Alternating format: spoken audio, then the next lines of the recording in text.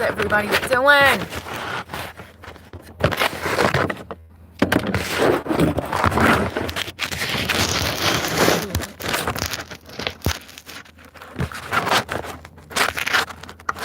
Oh, Lord, y'all. I had to get a gym bag ready. I'm at the gym and I'm gonna work out today. And so I gotta get a bag ready. Trying to get my seat to come up. My hair looks really good. It's like all curled and cute. It's got like waves in it. Gym bag.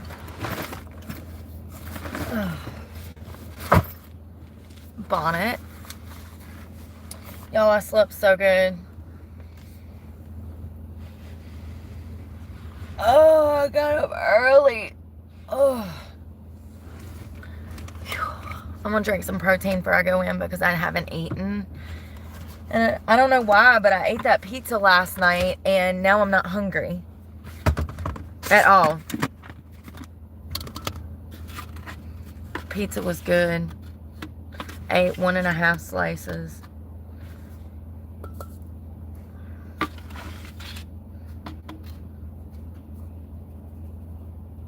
I'm gonna do 1.5.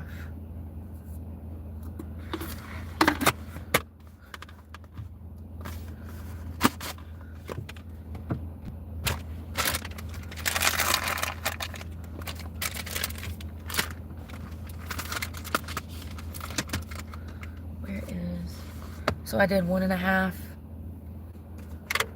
I'm excited to work out. I haven't been able to be in a gym in a few months. I got PTSD from being locked up for being homeless.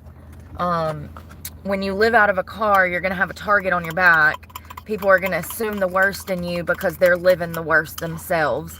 So people like to project and make assumptions, and, you know, people are dumb. They just are. I don't make the rules. Yeah. So I had like, I had like PTSD from that. I haven't wanted to go to a gym because why would I want to pay someone to have me arrested for crimes that I did not commit again? So anyways, Planet Fitness is, you know, trash. But I think we all knew that, you know, with the grooming of children and everything that they've did over the past few years, it's no secret that they're not the best gym. So I'm at a new gym this morning.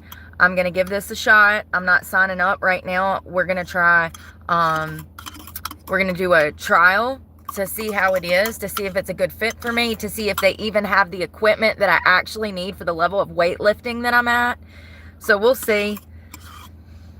We'll see.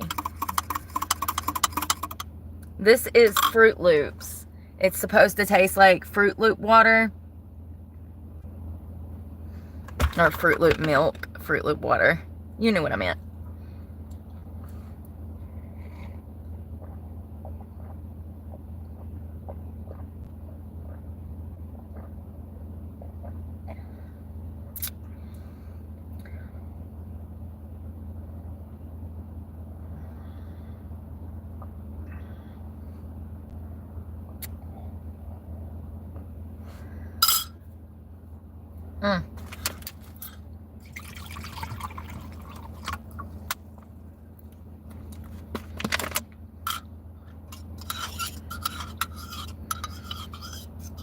I did have to make a slight drive to get over here. Good morning, Maureen. I had to drive 20 minutes. That's another reason that I haven't came over here, because it is a drive and I don't like to drive. Like, I mean, I do, but you know what I mean. I stay in my comfort zone.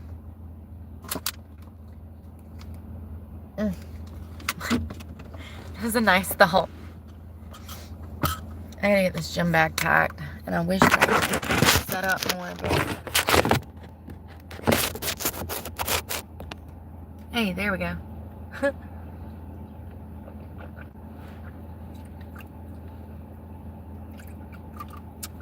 Wash this protein bowl. The gym is packed first thing. So that's a good sign. You know? Like there's people in there already going in.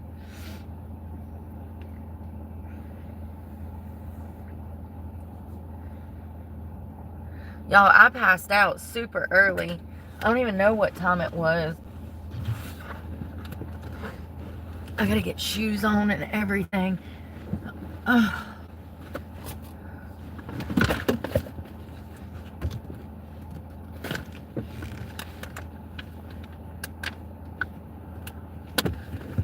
I've got Converse, but I can't get to them. Ouch.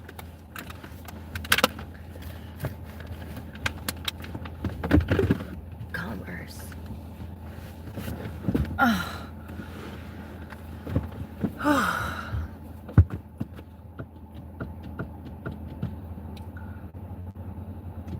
I wasn't able to cook in the wind. It was so windy that we couldn't. We had to abort the mission.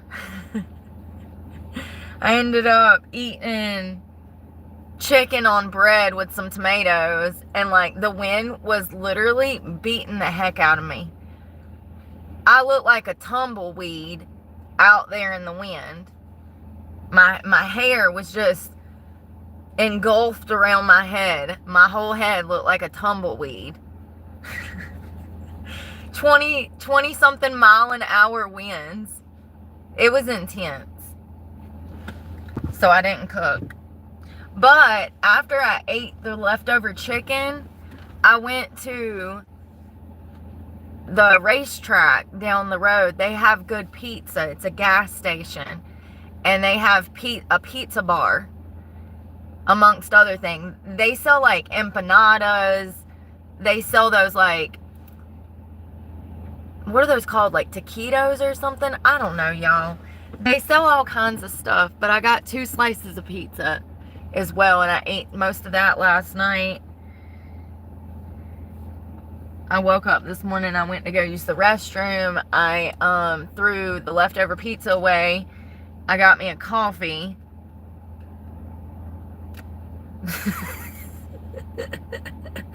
Well, thanks. I felt like I was getting jumped, you know what I mean? By Mother Nature. I felt like I was getting jumped.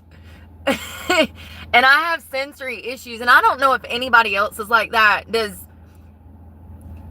like too many things at once like aggravate you to an extreme? Let me give you an example.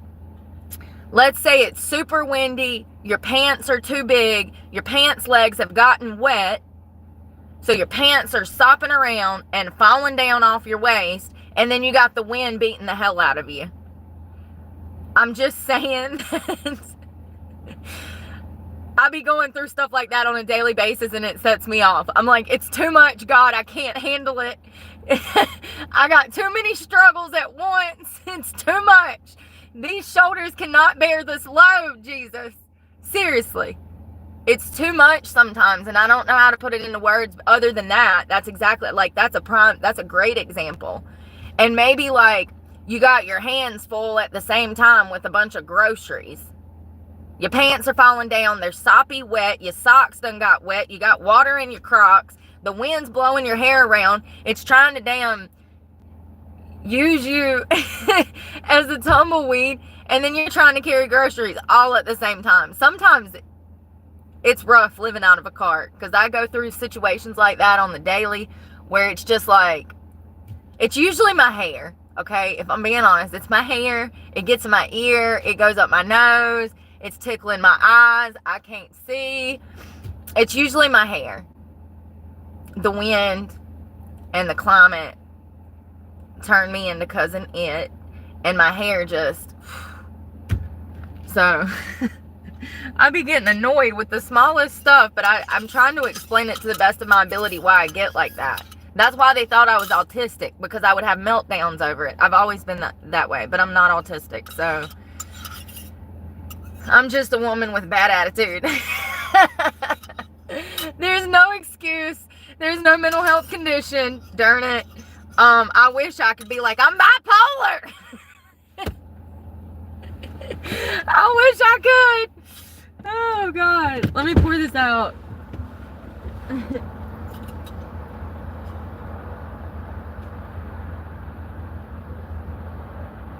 I wish I could say, oh, I'm schizo. Leave me. I have Tourette's. It's not my fault I'm cussing you out.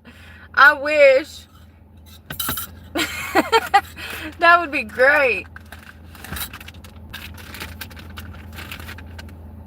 I'm sure some people would love to hear, oh, it's not you, it's me. But, like, unfortunately, I don't think you're going to hear that from me. Because I don't have Tourette's. Yo. I'm washing out this cup. And then I'm going up in this gym. I'm so excited. Hey, Yvonne, how are you?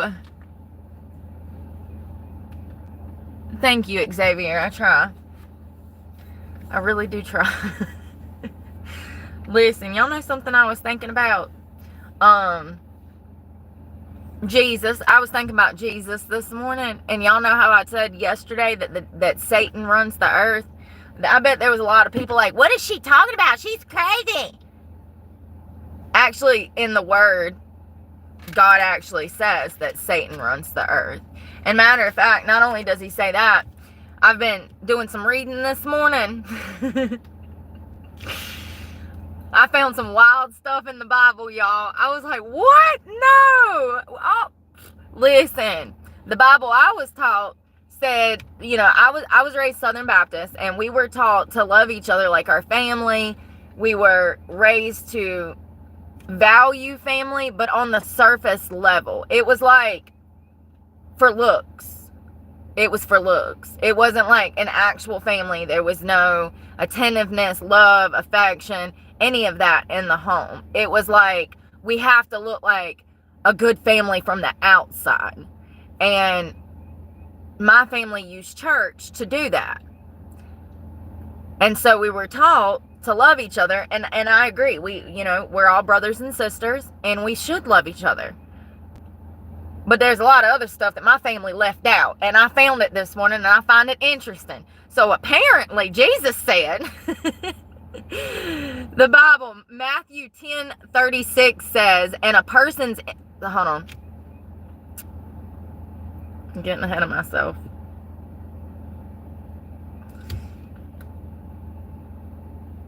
Okay, yes, Matthew 10:36. Do not suppose that I have come to bring peace to the earth, Jesus says. Listen, do not suppose that I have come to bring peace to the earth. So if he didn't come to bring peace to the earth, I did not come to bring peace, but a sword. You know, this sent me down a rabbit hole. I'm like, well, I started asking questions. I really wish he would talk back sometimes, because he could probably, answer these himself better than anybody. A man's enemies will be the members of his own household. And not me thinking that because we're family, you would never do me wrong. Not me thinking that because we're family, we have a bond and we are loyal and respectful and faithful to each other. Not me thinking that, because we got married, I'm supposed to be completely devoted to you and loyal to you. Jesus says clearly that some of your worst enemies are going to be people that are the closest to you, members of your own household. He says it in his word in Matthew 10:36. So then I'm like, first of all, a person's enemies will be those of his own household. This verse can mean that family members can be enemies, and that living with an enemy can cause conflict. Well, I think it means more than that, but thank you, Google AI.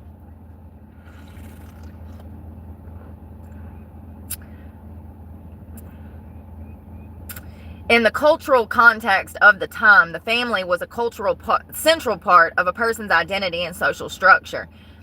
It's not anymore. It's not anymore. People don't value family. I mean, some do, but on a surface level. Clearly in the West, we don't even take care of our elderly. So don't sit here and say that we value family when we put old people in a rest home and forget about them. The people that raised us, our parents. I mean, ask most people if they would let their parents move in with them, and they'd say, God, no, I could never do that. You ain't very Christian, are you? God teaches us to value our neighbors, our family, that we are all brothers and sisters in Christ, and the most important thing is each other, and loving each other, and spreading his word, and worshiping him. That's the whole point. So it's just crazy because my family didn't tell me this part. I wonder why. I wonder why. Your worst enemies will be the members of your own families. Those who love their father or mother more than me are not fit to be my disciples. Those who love their son or daughters more than me are not fit to be my disciples. And so I'm like, well, if he didn't come to bring peace to the earth, why? Like, what is the point? Like, and then it, of course, is free will. But listen, while God is considered the Prince of Peace, the reason there isn't immediate world peace is because humans have free will. And God does not force peace upon people. But not only does he not force peace, he can't force love. And that's what he initially, the whole Adam and Eve thing before Eve disgraced us all. We have free will now, and that's the point. He can't force us to love him, to worship him, to follow him, to listen to him, to preach his word. He can't force us to do that. We have to choose to do that. And him forcing us and to all live in a peaceful world would defeat the purpose. It would defeat the purpose.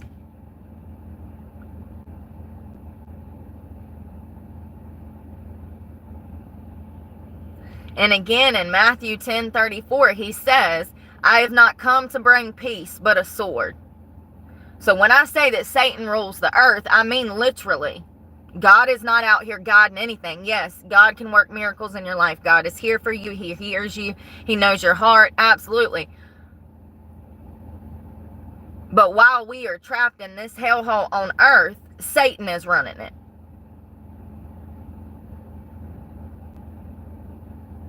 God allows humans to choose their actions, which can lead to conflict and war.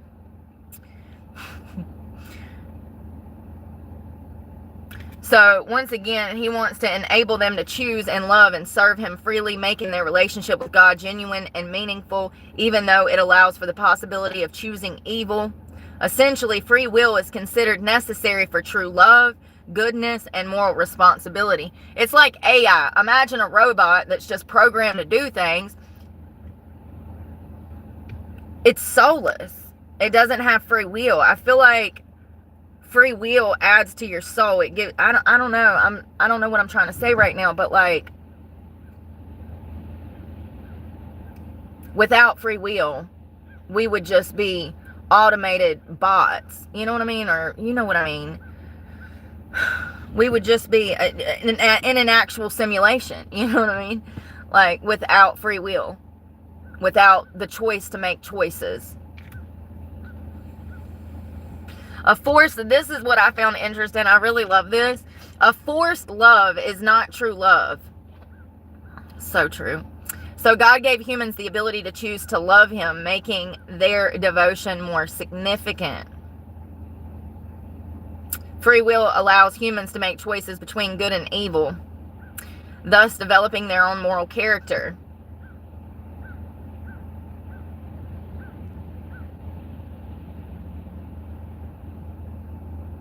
So yeah, I wish somebody would have told me that darn 20 years ago, that some of my family, and you would think after everything I've been through, I would have gotten that by the age of like 12, that my family was my biggest enemy. But like, I think that you want to have faith that not all people are bad. But it's like a batch of bad apples. Once one goes bad, the rest of the bunch starts to rot. And toxic people and family are like that. They thrive on the toxicity. They bounce off of each other, the toxic behavior. There's codependency, narcissism. It's just, yeah, when you have a family that doesn't realize the issues, they can't even start fixing them. And so it gets passed down generation to generation. But yeah, so, Satan runs the world. Hey, Lewis. He sure does. And, you know, God has warned us that some of our worst enemies are going to be people that are immediately close to us. You know, I've lived my life based on his word. I've lived my life that way my entire life. Since I grew up in the church, I was taught wrong from right. I was taught the commandments. I was taught his word. But there's a lot that they left out that would have been imperative for me to know. Because if I would have knew that God stated, you know, that he did not bring peace here, that he brought a sword, aka like a double-edged sword, free will, good and evil. And then, you know, the fact that Satan runs this earth, and that some of your biggest enemies are going to be people in your immediate family. If I would have knew those three things 20-something years ago, I might have did things a little differently when it comes to dealing with people and allowing people into my life. I'm in a really good place when it comes to walking away from toxic behavior, and I'm going to continue to do that, even if it puts me in a bad spot. My mental well-being is more important to me than anyone else at this point. You know what I mean? And yours should be too. Your mental, physical, emotional well-being should come before anything else. Even your kids, because without you being whole, your kids are not going to be whole. Kids are not two. Mommy and daddy is number one, and kids are two. Sorry, they are two. You know what I mean? So, you know, you have to take care of you, and you have to exile toxic people, toxic behavior out of your life immediately. There's no negotiating. You draw the line in the sand. Once the boundary is crossed, you're done. Walk away. Because it will only progress into worse behavior. Not me out here thinking that God's running the world and that he's got my back. I mean, he does have your back, but it's hard to explain. He does. God is there for you. But while we are trapped, once again, on hell on earth, Satan is running things. So the best thing you can do is pray really, really hard, several times a day. Make God, you know, your best friend, and try to stay away from all of the evil in the world the best that you can. He is there for you. He can work miracles.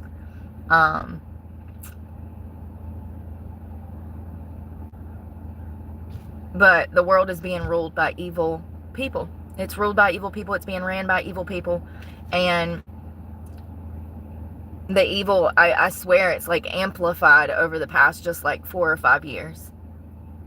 I can physically feel it.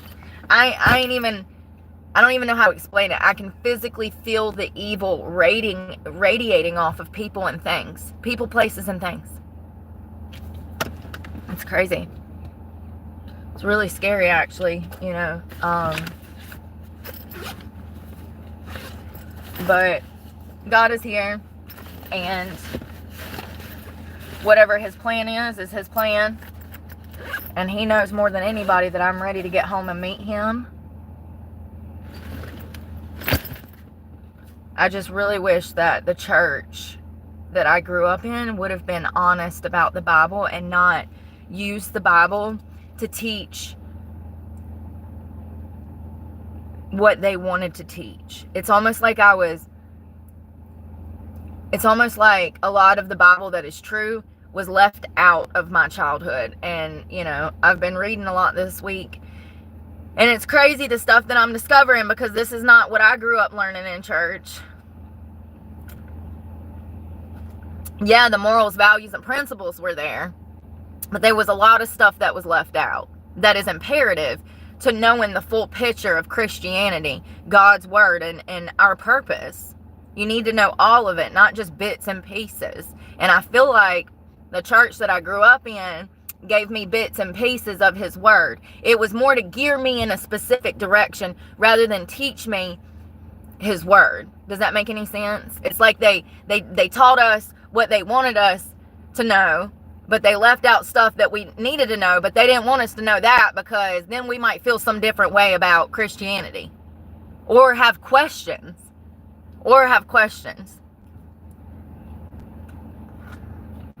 So anyways, I'm about to go in the gym, y'all. I am. Everybody's pulling up. It's getting busy as heck. I'm gonna work out today. I'm excited. I was wondering if I had a lock. I don't think I do. I don't think it matters. Well, I'm going to get in the gym, y'all. It's my first day back. I'm gonna lift weights for a few today, and yeah, it's supposed to be kind of chilly. It is. It's 53 degrees, so I'm gonna go in here and just try to get a good pump in, get my body stretched out for the weights, getting back used to lifting. And I want to make sure that this gym has the amenities that I need for the place of working out that I'm in. Certain gyms don't carry actual equipment for bodybuilders. So I just want to make sure that, wherever I'm going to get a gym membership is going to be a good fit for me, because I am a bodybuilder. And I'm going to be on the stage in a few years. So I just want to make sure that my money's going to help me and not hinder me and put me in a bad position where I would go to jail for more crimes that I did not commit. I still haven't even processed that. I'm going to give it 18 months, and then I'm going to do a whole hour talk it to on that. So I have not even processed that event. It was so traumatic, going to jail for working out. And we all know, anybody with a brain knows exactly why I went to jail. Jealousy, envy. It's unfortunate. For some reason, the strength that I carry within me makes people just come after me. And I've tried to make sense of it. The only thing that I can rationalize is that God has a higher purpose for me. And there's a reason. He's putting me through training. This is all training for his higher purpose for me. So, I know more about society than society will ever even know about themselves. It's ridiculous how people behave and act. And, it's always something. So I just want to make sure that I'm not going to have any issues in another gym because Karens are not happy with themselves. People take offense to the fact that I talk about their hair falling out, and they take it personal. And I talk about people's hair falling out to maybe convince them to maybe back away from Big Farm, maybe back away from food that's polluting their bodies. And people make you the bad guy because you genuinely care if they live or die. And to the people that don't care if they live or die, I'm not worried about you. I don't need you here. You can leave. I'm worried about the people that actually care about themselves and want to do better in life. So it's really sad to see where people are physically, mentally, and emotionally in life. It's really sad. Thank you, Yvonne. Amen to that. Amen to that. So I got a towel. I got this gym outfit. I don't want to wear anything that's like not baggy. I want to wear something baggy.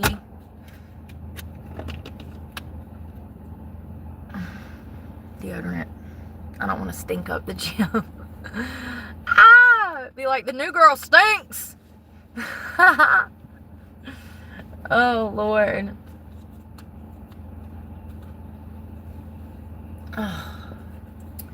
Well, I hope you guys have a good morning. I'm getting in here and working out. And I will see y'all later. I hope y'all have a great morning. Be safe out there, and yeah, I love you guys. Bye, y'all.